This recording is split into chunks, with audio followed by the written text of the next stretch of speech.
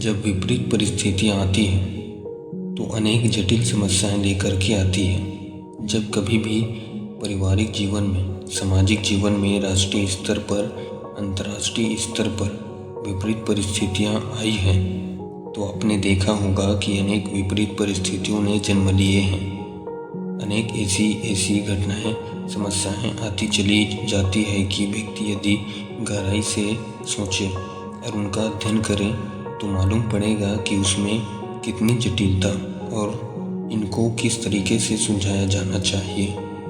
जब बुखार आता है तो शरीर में पीड़ा होती है, सर में दर्द होता है, खाना हजम नहीं होता, भूख नहीं लगती, पाँव लड़खड़ाते हैं, चला नहीं जाता, शरीर में गर्मी होती है, उठने का मन नहीं होता। ये विपरीत परिस्थितियाँ हैं। जो ही बुखार आया, बुखार के साथ साथ अनेक पीड़ाओं ने जन्म ले लिया।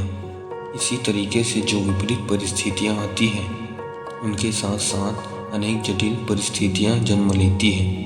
हूबहू वही समय आज का है। युग संधि पुरस्चरण का जो संकल्प लिया गया है, यही परिस्थितियों को ध्यान में रखते हुए यह 12 वर्ष का संकल्प लिया गया है, जिसके बारे में कल आपकी गोष्ठी हो रही थी।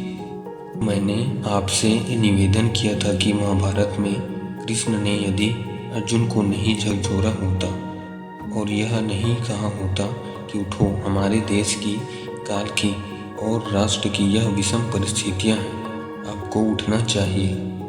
जब अर्जुन नहीं उठा तो कृष्ण ने उसके पौरुष को ललकारा और यह कहा कि जनखे, कौरवों से नहीं लड़ेगा तो चूड़ियाँ पहनकर घर में बैठ, सामने परिस्थितियाँ दिखाई नहीं दे रही हैं। ये हाहाकार और चित्कारें कानों में नहीं आ रही हैं। उन्होंने उसके पौरुष को ललकारा और यह कहा कि जनखे, घर में बैठेगा नहीं तो फिर इन कौरवों से लड़, तेरे सारथी हम बनेंगे।